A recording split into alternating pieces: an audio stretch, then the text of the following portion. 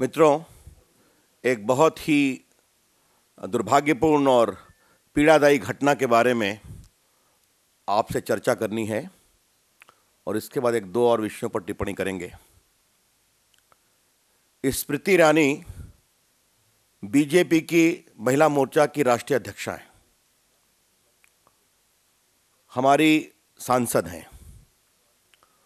उन्होंने पार्टी के लिए बहुत ही अच्छा काम किया है, योग्य काम किया है। चुनाव प्रचार हो, वो एक कार्यकर्ता के रूप में काम करती हैं और हमको बहुत उन पर गर्व है। वो हिंदुस्तान के टेलीविज़न जगत की भी एक बहुत ही लब्ध प्रतिष्ठित अदाकारा हैं, जिनको काफ़ी सम्मान मिला है, हम सभी जानते हैं। कल एबीपी न्यूज़ पर गुजरात के चुनाव को लेकर चर्चा थी, जिसमें कांग्रेस की ओर से श्री संजय निरुपम आए थे।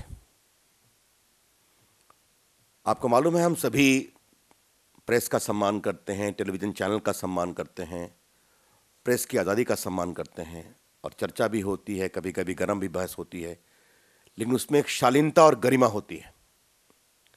लेकिन कल कांग्रेस के सांसद संजय निरुपम ने शालीनता, गरिमा और मर्यादा की सारी सीमाएं लांघ दी और जिस तरह से उन्होंने बिल्कुल मर्यादा विहीन, दुर्भाग्यपूर्ण और नारी के सम्मान का ऊपर कुठाराघात करने वाले टिप्पणियां की स्मृति जी को लेकर, इसकी बीजेपी बहुत भर्त्सना करती है।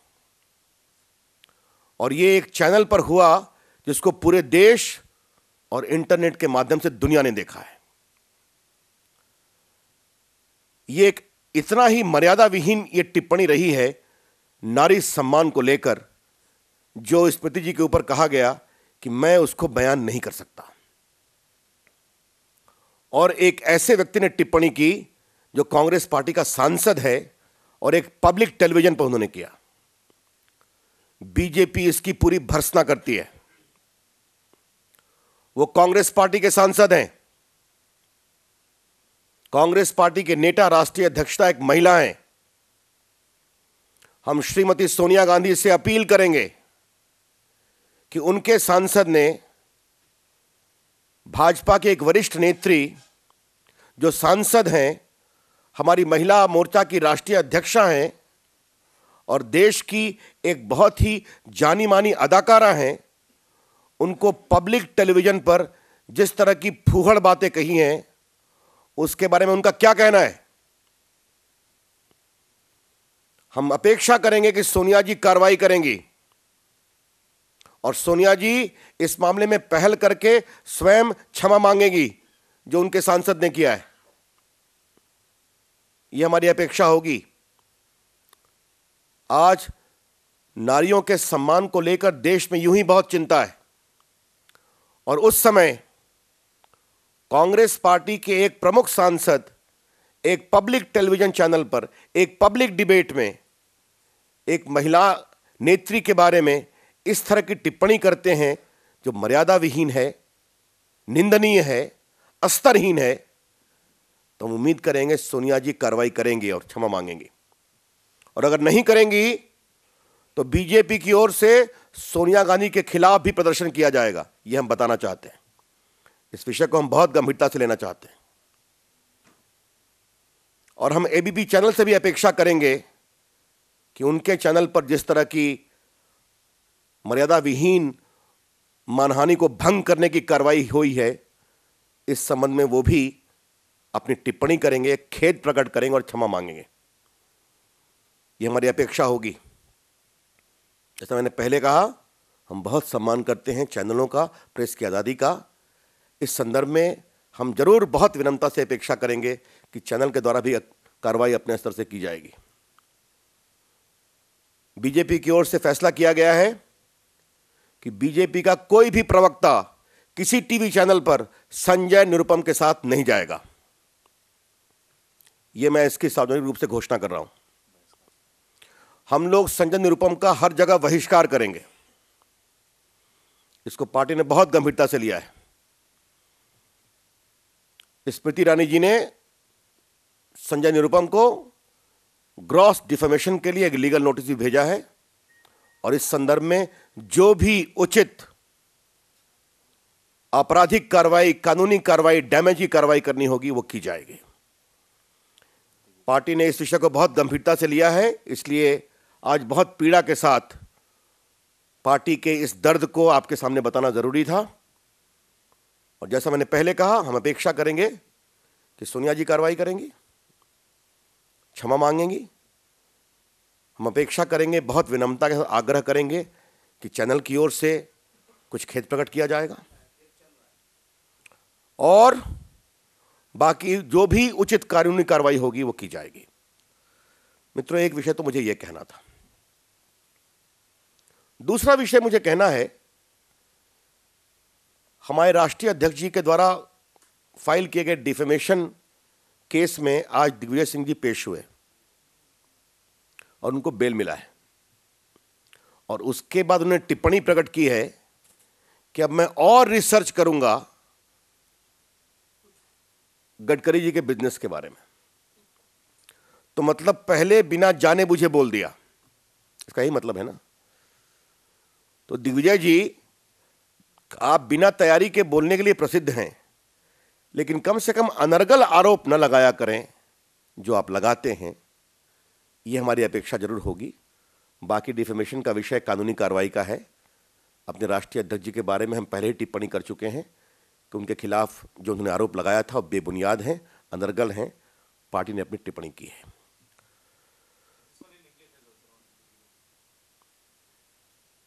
Mr. Digvijay Singh today appeared before the court in the defamation case filed by our national president Nitin Gadkari ji, and after getting bail, he has made a public comment that he will do more research about the business of Shri Gadkari. This means that while making the baseless allegations against our national president, he has not done any homework. And it is an acknowledgement that his allegation was just without any basis. Though Mr. Digvijay Singh is quite famous for making these kinds of wild allegations, but this time he must do his homework well before making all these kinds of insinuations. The BJP has already condemned it in the past, that all the allegations are completely baseless. मित्रों, एक अंतिम बात मुझे कहनी है। संसद का सत्र खत्म हो गया है। यह हमारा सवाल मुलायम सिंह यादव और मायावती जी से है। दलित आरक्षण का विरोध करने वाले मुलायम सिंह बताएं कि वो मुसलमानों के लिए आरक्षण की मांग किस आधार पर कर रहे हैं। लोकसभा में उनकी ओर से डिमांड किया गया, राज्यसभा में राम गोपाल जी की ओर से डिमांड किया गया। भारत के संविधान में आपको मालूम है धर्म आधारित आरक्षण की अनुमति नहीं है। तो यह कौन सा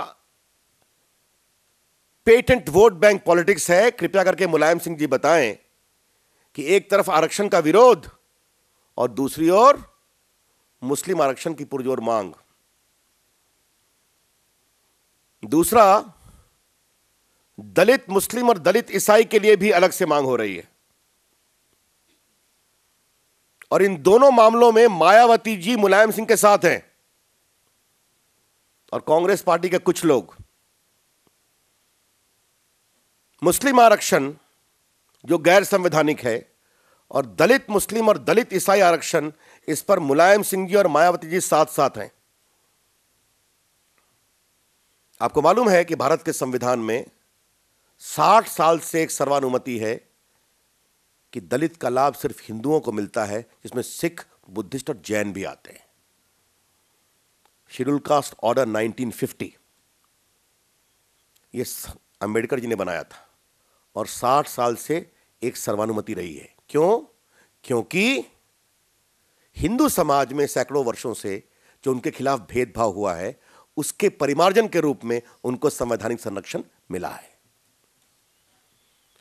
तो आज जो नई बात उठाई जा रही है, बीजेपी इसका तो विरोध करती है। इसके खतरे बहुत हैं।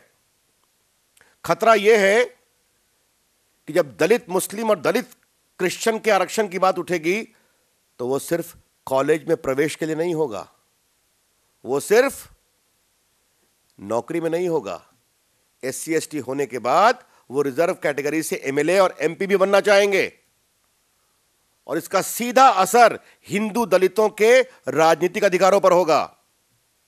बीजेपी इसका प्रखर विरोध करती है और इसीलिए सवाल उठाना चाहती है मुलायम सिंह जी और मायावती जी, आप दीजिए जवाब कि जिस आरक्षण की भारत के संविधान में अनुमति नहीं है, मुस्लिम यानी धर्म आधारित आरक्षण, और दलित मुस्लिम और दलित ईसाई,